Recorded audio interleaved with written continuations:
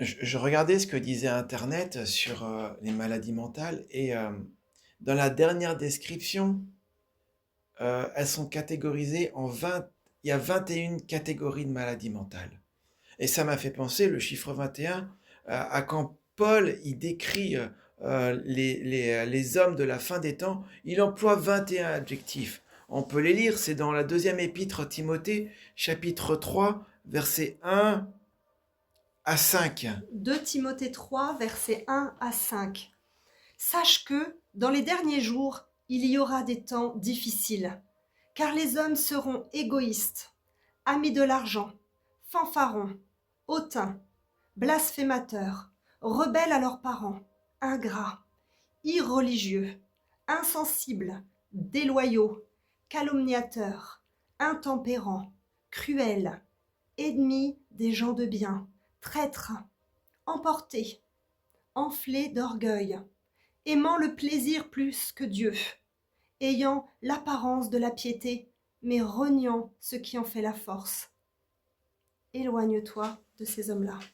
Là, vous voyez, c'est la description que Paul, l'apôtre Paul, fait des êtres, des hommes de la fin des temps. Donc il y a 2000 ans, il prédisait que les hommes seraient comme cela.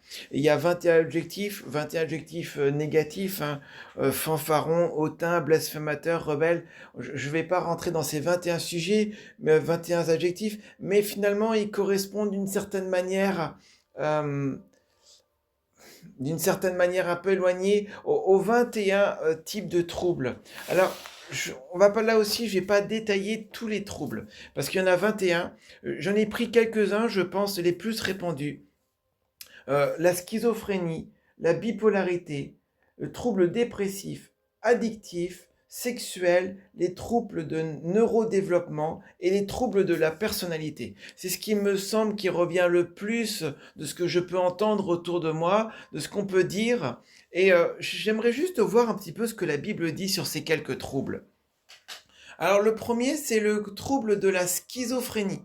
Alors la schizophrénie, bon, la psychiatrie, la psychologie le décrit d'une certaine manière. La Bible le décrit d'une autre.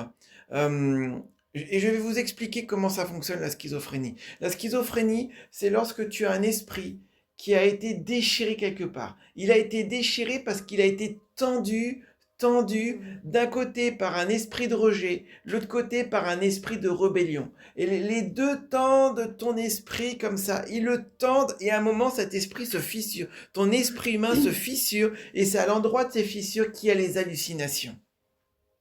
C'est comme ça que la schizophrénie fonctionne. Rejet et rébellion. Rejet et rébellion. Et il y a Jacques qui en parle un tout petit peu. Alors, Jacques, dans le chapitre 1, versets 6 et 7, c'est pas très très bien traduit dans nos Bibles. Jacques chapitre 1, versets 6 et 7. Mais qu'il la demande avec foi, sans douter, car celui qui doute est semblable au flot de la mer, agité par le vent et poussé de côté et d'autre. Qu'un tel homme ne s'imagine pas qu'il recevra quelque chose du Seigneur. C'est un homme irrésolu, inconstant dans toutes ses voies. Le mot, en fait, on emploie un homme irrésolu. En grec, c'est plutôt un homme à l'esprit double. C'est vraiment un homme schizophrène. Et on peut voir que ça atteint directement le cœur parce que Jacques, au chapitre 4, verset 8, il en reparle, il dit « Approchez-vous de Dieu et il s'approchera de vous. Nettoyez vos mains, pécheurs. Purifiez vos cœurs, hommes irrésolus ou hommes partagés. » Homme partagé, homme à l'esprit double. Homme à l'esprit double. Purifiez vos cœurs. En fait, la schizophrénie rend ton cœur sale, impur, à cause de ces deux esprits qui te tirent, un coup dans le rejet, un coup dans la rébellion. Ça, c'est comme ça que fonctionne la schizophrénie. La bipolarité. Alors la bipolarité, c'est vraiment au niveau du cœur. Ça, c'est le Seigneur qui m'avait enseigné ça il y a quelques temps, il y a quelques années. C'est une fragmentation de l'âme. Lorsqu'il y a un traumatisme, un traumatisme, ton âme peut se couper en deux, où il y a un petit bout qui peut se découper de la grande partie de l'âme, et ce petit bout n'évolue plus. C'est comme s'il restait figé à l'instant du traumatisme. Et quand il y a plusieurs petits bouts, et on appelle ça une fragmentation de l'âme, et en fait ça peut générer une bipolarité. Une bipolarité, c'est lorsqu'il y a alors je rentre pas dans les détails, il faut aller voir sur internet, c'est lorsqu'il y a des sauts d'humeur, on passe d'un côté Joyeux à triste, et à un côté, voilà, d'un côté, calme à énervé d'un coup. voilà, on passe. En fait, c'est lorsque ta conscience passe d'un petit bout d'âme à un autre. Et lorsque ta conscience, elle saute d'un bout d'âme à un autre, voilà, c'est ce qui génère la bipolarité. Parce que dans l'âme, il y a les émotions. Oui, ton âme, elle est fragmentée. Mais le Seigneur restaure les âmes. Le Seigneur guérit Amen. les âmes. Et le Seigneur recoue les âmes. Il y a tout un chapitre, on va pas le lire ce soir parce que ce serait trop long, puis j'en ai déjà parlé dans Ésaïe, qui parle de comment une âme peut être piétinée, comment une âme peut être fragmentée. Jésus est le gardien de ton âme quand tu lui confies ta vie. Oui. La schizophrénie, ce qu'il faut comprendre la différence, c'est que c'est plus au niveau de l'esprit. La bipolarité, c'est plus au niveau de l'âme. Le syndrome dépressif, c'est ce qui suit en général une forte pression. Et on a un exemple dans la Bible, c'est l'exemple du prophète Élie.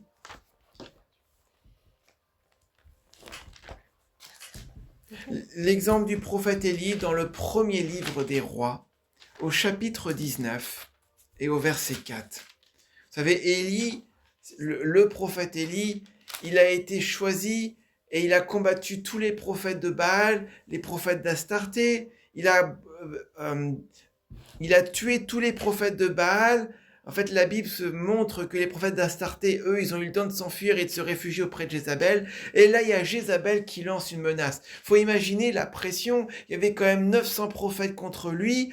Il était seul.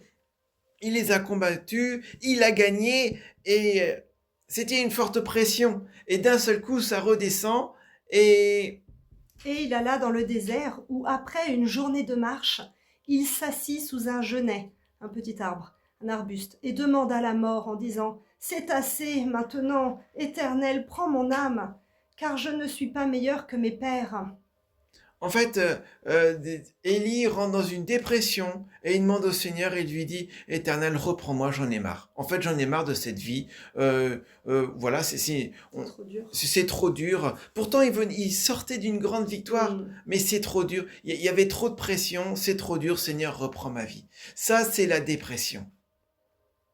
Et souvent, la dépression, elle suit des moments, des semaines, des années, des jours de forte pression. Et d'un seul coup, il y a une retombée et il y a une dépression. Alors, il y a des dépressions de différents niveaux. À nouveau, tout dépend de la forme de la pression, tout dépend du caractère de chacun. Et en fait, comme chaque trouble, ça dépend aussi de la génétique de chacun.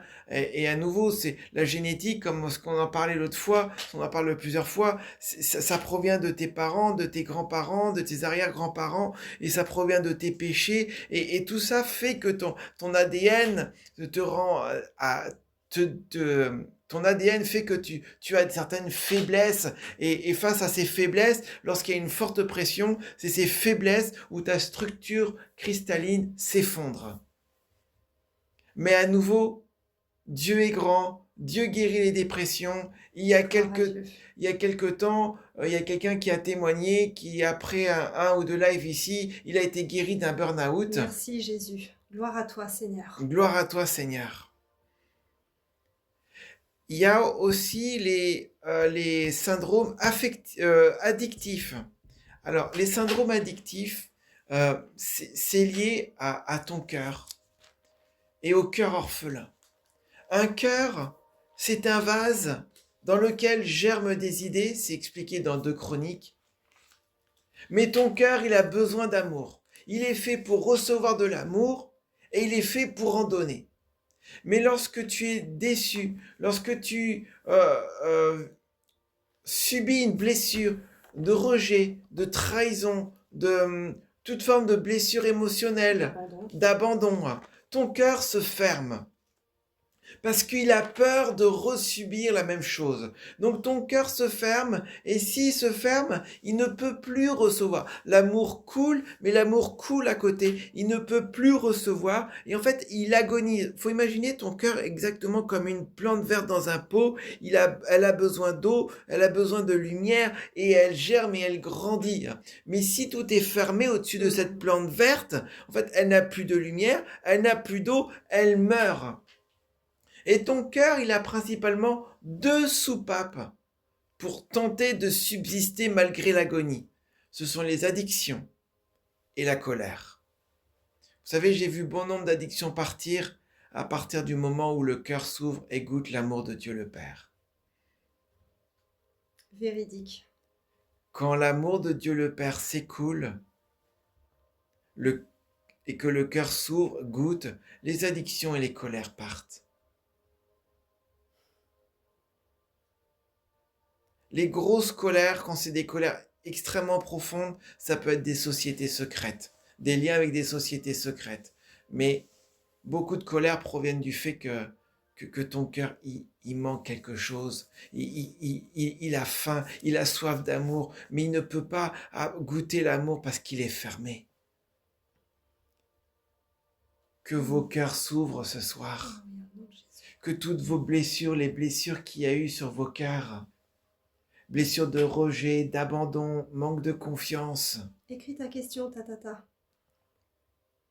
Que toutes ces blessures soient guéries et que vos cœurs s'ouvrent, que vous puissiez goûter l'amour de Dieu le Père. Amen. Il y a les maladies, les troubles sexuels aussi. Ça, on en voit de plus en plus aujourd'hui. On a un exemple dans Romains au chapitre 1 et au verset 26 et 27. C'est pourquoi Dieu les a livrés à des passions infâmes, car leurs femmes ont changé l'usage naturel en celui qui est contre nature. Et de même les hommes, abandonnant l'usage naturel de la femme, se sont enflammés dans leurs désirs les uns pour les autres, commettant homme avec homme des choses infâmes, et recevant en eux-mêmes le salaire que méritait leur égarement. En fait, là, on voit un trouble sexuel. Donc, c'est Paul qui parlait aux Romains. Et chez les Romains, visiblement, les hommes allaient vers les hommes, les femmes allaient vers les femmes. Et tout ça, c'est dû au fait que initialement, ils ont préféré adorer autre chose, quelqu'un d'autre, une autre divinité, que l'Éternel Dieu Tout-Puissant. Les troubles sexuels peuvent avoir différentes origines. Ça peut être une addiction. Donc, quand on a un cœur fermé, ça, il y en a beaucoup qui, en ayant un cœur fermé, ont des troubles sexuels. Mais ça peut provenir aussi d'iniquité générationnelle. Parce qu'il y a eu de l'incrédulité. Parce qu'il y a eu le refus de Dieu. Le refus d'adorer l'Éternel, le Dieu Tout-Puissant. Dans tes ancêtres. Dans tes ancêtres. Et ça génère de l'iniquité. Ça atteint ton ADN et ton ADN décrit ton comportement et tu es lié avec ce trouble après. Mais à nouveau, Dieu guérit, Dieu transforme. Je connais des personnes dont Dieu a guéri de troubles sexuels. Que ce soit ton cas ce soir, Amen. que ton ADN soit transformé, que ton cœur s'ouvre et goûte la guérison. J'envoie le feu sur tous vos ADN maintenant, qu'ils guérissent et que tous les ADN étrangers, les mauvais héritages, brûlent au nom de Jésus-Christ. Qu'ils brûlent au nom de Jésus-Christ.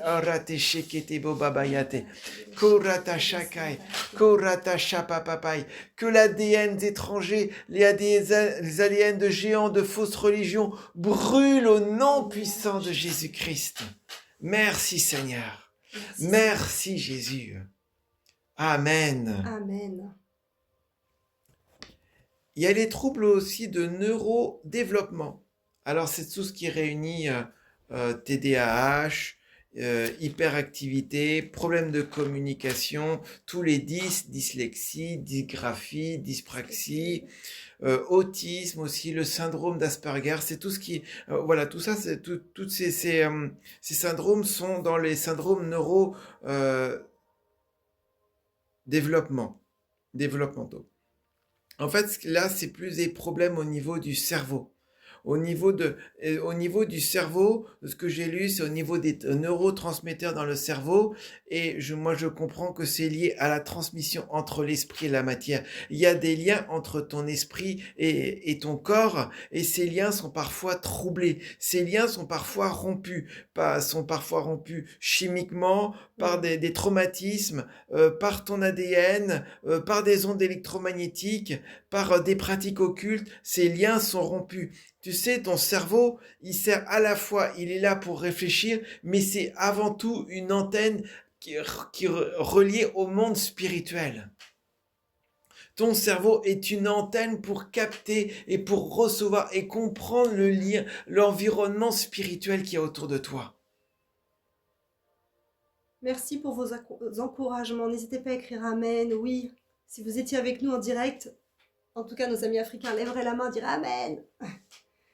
Ça rend le live plus vivant, comme l'écrit Natacha. Merci. Oui.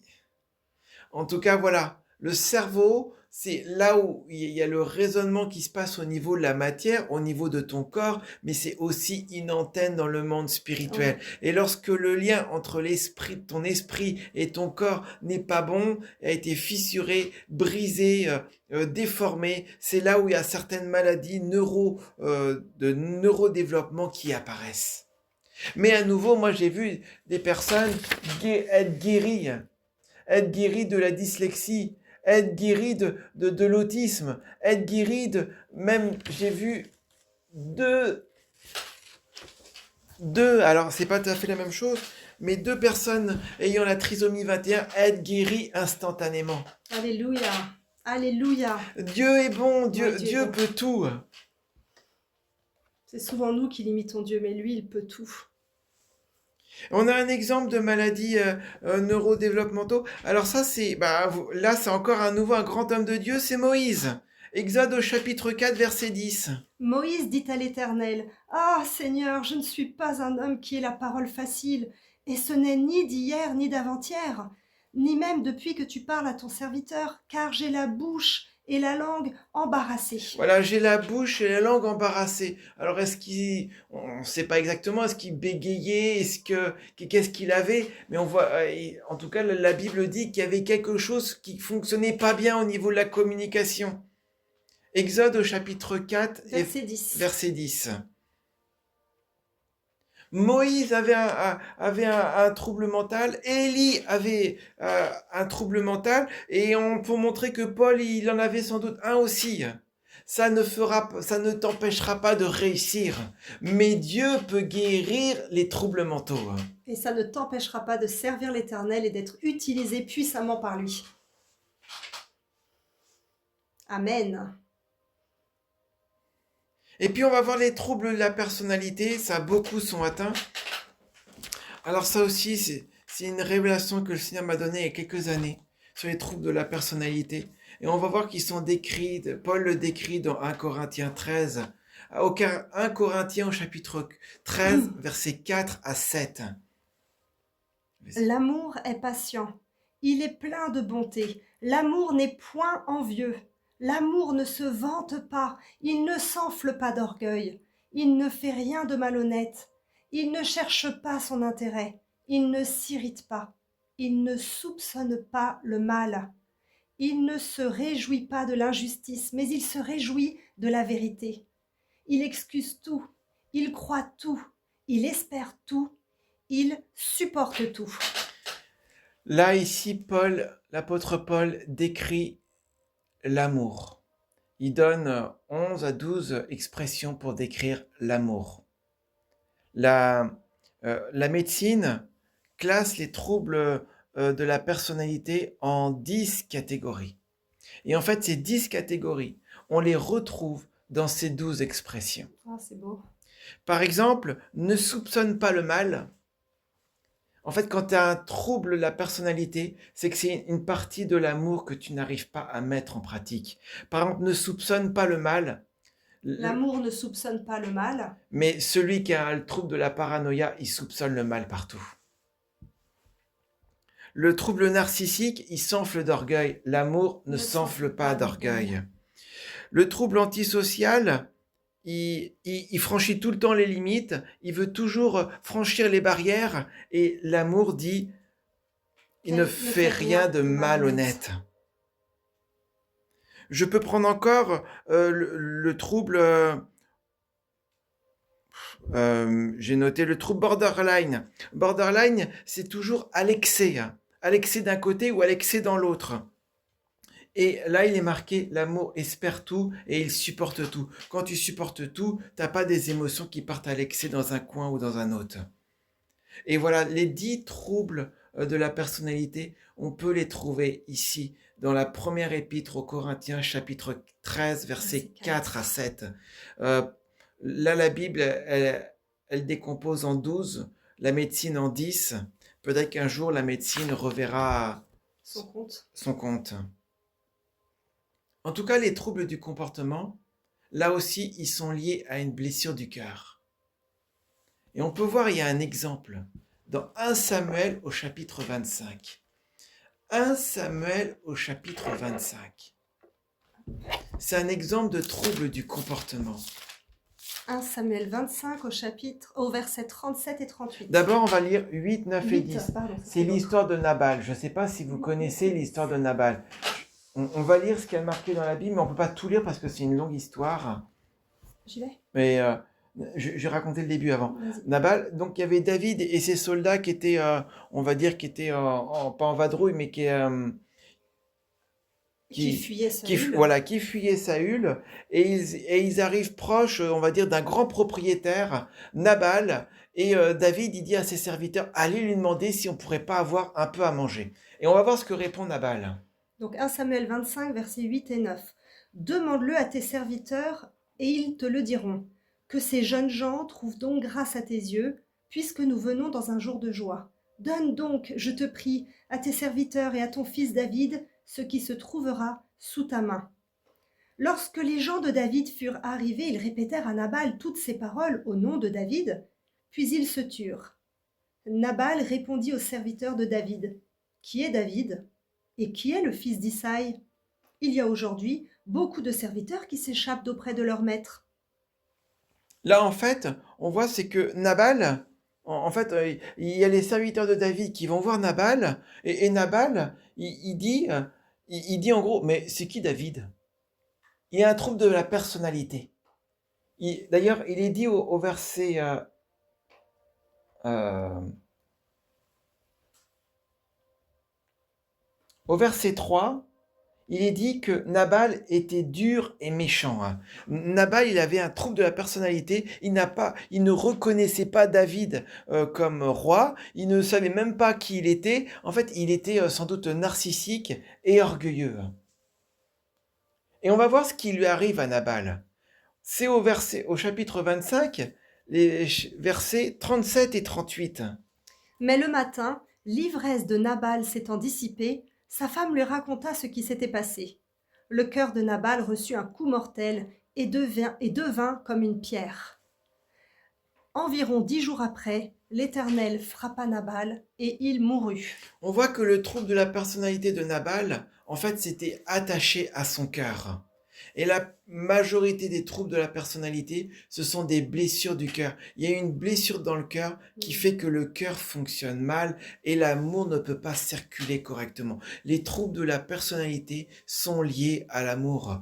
Quelqu'un qui est narcissique ne peut pas donner correctement l'amour et ne peut pas le recevoir. Quelqu'un qui est paranoïa ne peut pas recevoir l'amour correctement et ne peut pas le donner. Quelqu'un qui est borderline ne peut pas le recevoir et ne peut pas le donner correctement.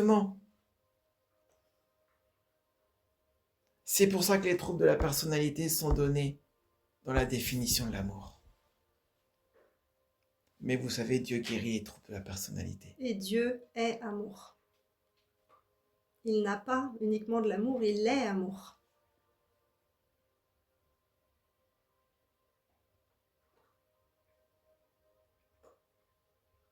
Alors on va prier pour tous ces troubles.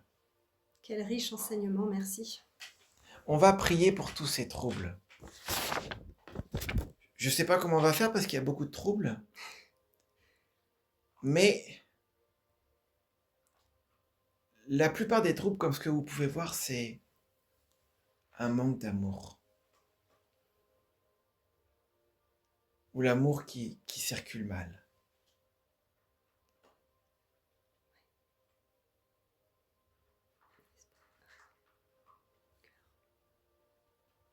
Est-ce qu'il y en a qui se sont reconnus? Oui, les failles du cœur. Yede shokala yede shebelia sanda yade. Ok. Rota shembamba yade beiteki. Nemamama yade dede Merci pour sheke. votre honnêteté. Il n'y a aucun jugement. Le seul Korate désir de deshe. notre cœur et du cœur du Père de Dieu, c'est que vous soyez guéris, que vous goûtiez son amour. Quand vous reconnaissez à ce qui ne va pas, quand il y a la lumière sur ce qui ne va pas en nous, alors Jésus peut intervenir.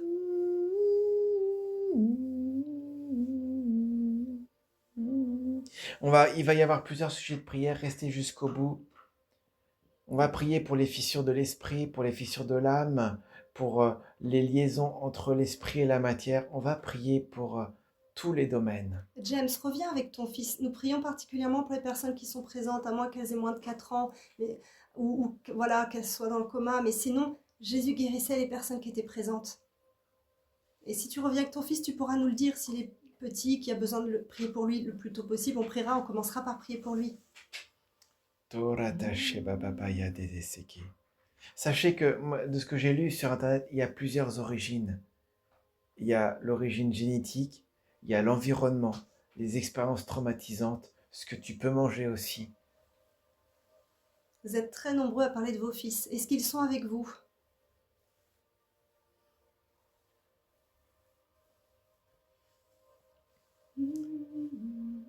Partagez, allez les chercher, s'ils peuvent être là.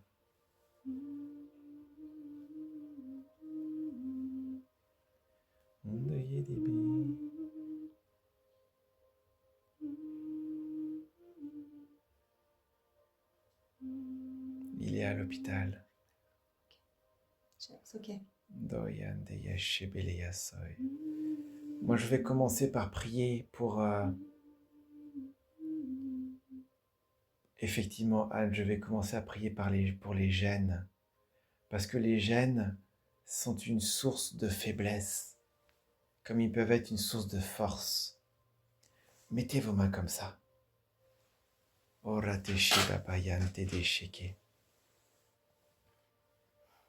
Seigneur, on va prier ensemble. Seigneur Jésus. Seigneur Jésus. Je te remercie pour la vie que tu me donnes. Je te remercie pour la vie que tu me donnes. Et mon ADN. Et mon ADN. Ce soir, je te le dépose. Je te le dépose. Afin que tu le nettoies. Afin que tu le nettoies. De tous les ADN étrangers. De tous les ADN étrangers. Les ADN de fausses religions. Les ADN de fausses religions. Les ADN d'incrédulité. Les ADN d'incrédulité. L'iniquité générationnelle. L'iniquité générationnelle. Les ADN de sociétés secrètes. Les ADN de sociétés secrètes. Seigneur, je t'en prie. Seigneur, je t'en prie. Nettoie-le. Nettoie-le. Merci Jésus. Merci Jésus. Amen. Amen. Seigneur Jésus, merci pour tous ceux qui sont connectés. Maintenant, je libère ton feu, le feu du Saint-Esprit, sur tous les ADN de ceux qui sont connectés maintenant. Que ces ADN soient purifiés par le feu du Saint-Esprit. Les ADN étrangers brûlent, les ADN de géants brûlent, les ADN de fausses religions, d'incrédulité, de sorcellerie, de sociétés secrètes, qu'ils brûlent au nom puissant de Jésus-Christ. Maintenant, qu'ils brûlent au nom puissant de Jésus-Christ. Merci Seigneur. Et toute l'iniquité générationnelle, tous ces liens, toute cette iniquité générationnelle qui s'est attachée à ta conception, lorsque le spermatozoïde de ton père a rencontré l'ovule de ta mère, et cette iniquité qui s'est attachée à toi, ce soir nous la détachons maintenant au nom puissant de Jésus-Christ. Nous détachons cette iniquité générationnelle. Merci Seigneur. Merci Jésus. À toi soit la gloire. Merci Seigneur pour le feu qui circule en vous, pour le feu qui circule dans ton corps, pour le feu qui circule dans chacune de tes cellules, dans ton sang et qui nettoie de tous les ADN impurs. Au nom de Jésus-Christ, Merci Seigneur. Merci, Seigneur. Merci Jésus. Merci, À Jésus. toi soit la gloire. Il y a quelqu'un qui peut-être ressent comme s'il y avait du feu qui circulait dans son sang. Il est en train d'être purifié. Alléluia.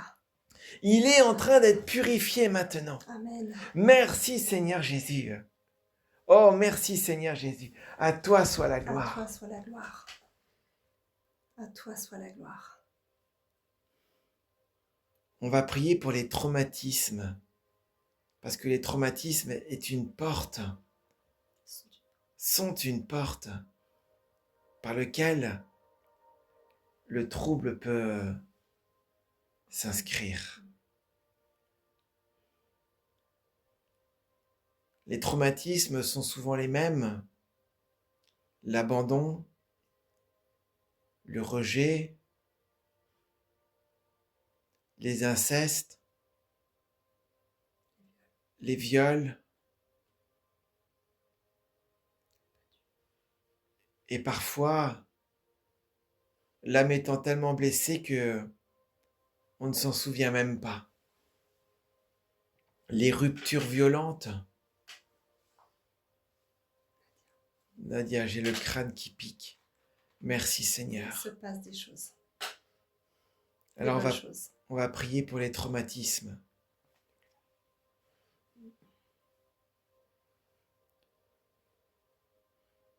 Seigneur Jésus, je t'apporte tous ceux qui sont connectés et leur petite enfance et même l'adolescence, l'âge adulte et tous les traumatismes qu'ils ont vécus.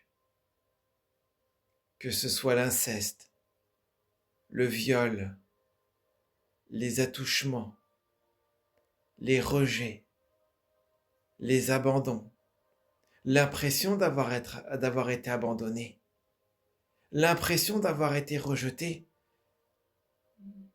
Parce que peut-être que ton père, tes parents ne t'ont pas rejeté, c'est juste qu'à un moment, ils étaient occupés, ils ne pouvaient pas s'occuper de toi, et toi, tu l'as pris comme un rejet.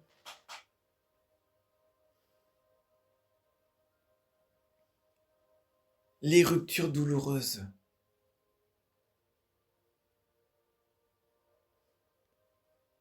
Oh Seigneur Jésus, je t'apporte tous ces traumatismes, que ce soir ils remontent.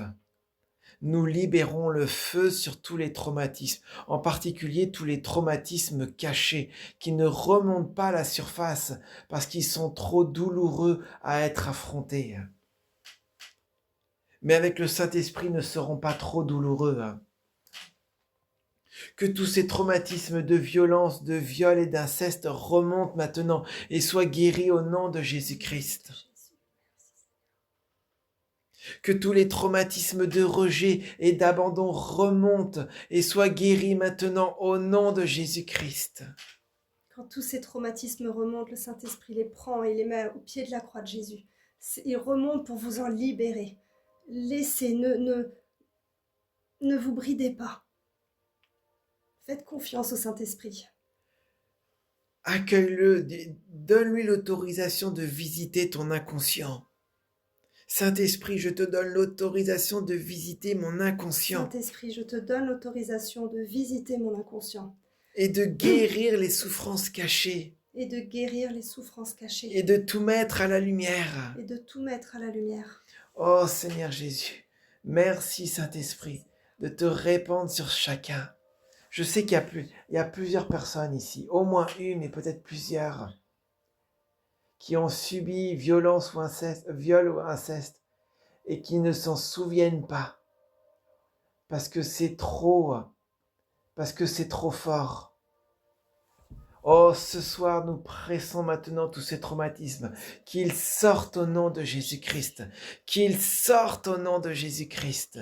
Oh, Shakarata Shakai, je libère l'amour, je libère l'huile de guérison maintenant sur toutes vos âmes blessées, vos âmes fissurées, vos âmes fragmentées, que tous ces petits bouts qui sont fragmentés soient ramenés à l'âme principale.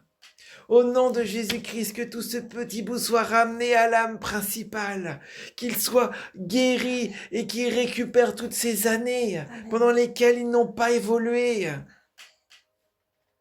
Merci Jésus, Amen.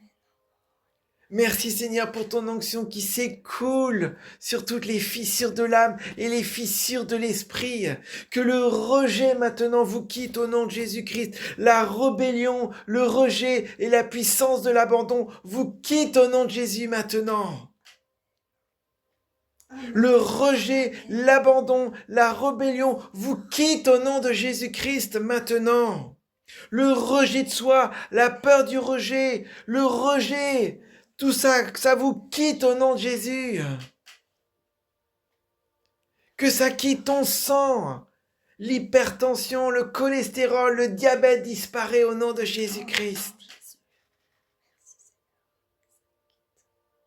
Ça quitte maintenant. Au nom de Jésus. Orata shekarata sayan de shiki.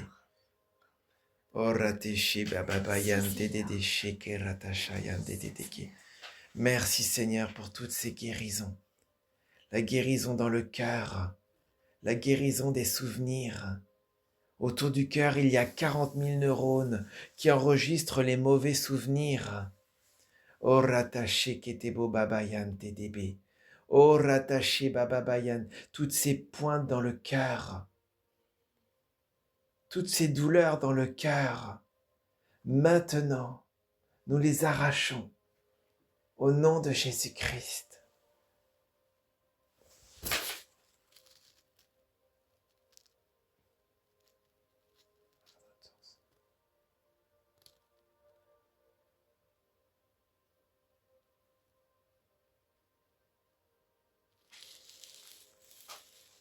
Oh ratashi bababayan tedede shiki.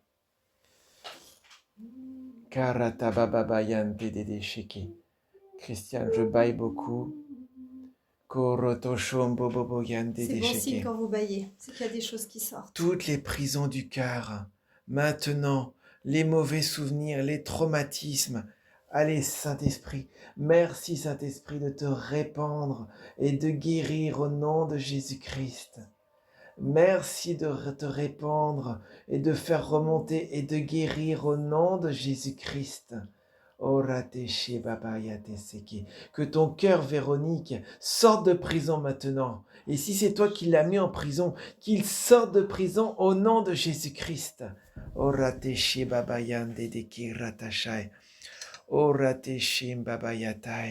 Merci pour Jérôme, ça remonte tout bas, que ça sorte maintenant. Amen. Que tous vos traumatismes sortent au nom de Jésus-Christ.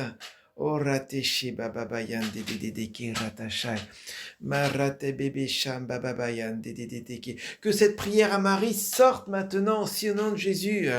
Que tu sois libéré de l'esprit marial.